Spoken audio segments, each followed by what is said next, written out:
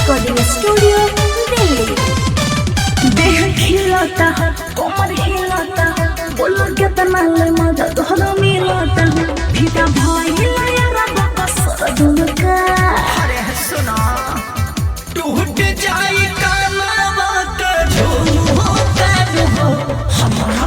प्रेम वाली झुमका टूट जाई कानवा के झुमका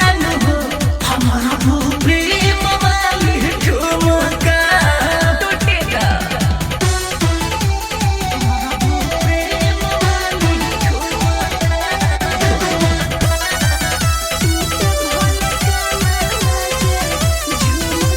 भइल जवनिया बायागी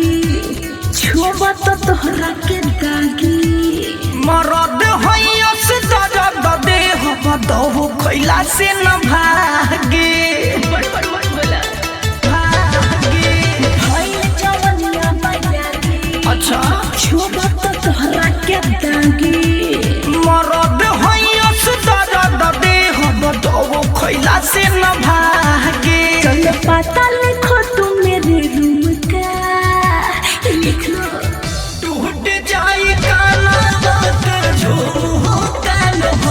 हमारा प्रेम वाली झुमका टूट जाई कानवा के झुमका हमारा प्रेम वाली झुमका के बात चलो लिखे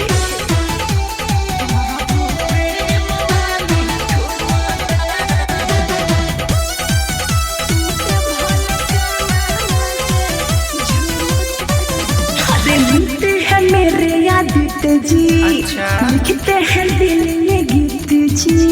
मौका मिले को भी पूछ भी लेना प्रेम के अच्छे हमें तजे अच्छा ऐसा है क्या तजे लिखते हैं मेरे आदित्य जी लिखते हैं दिल में गीत जी मौका मिले को भी पूछ भी लेना प्रेम के अच्छे हमें तजे कदरों है इस मेरे धुमका बुझला टूट जाई कानवा के झुमका हमारा प्रेम वाली झुमका टूट जाई कानवा के झुमका हमारा प्रेम वाली झुमका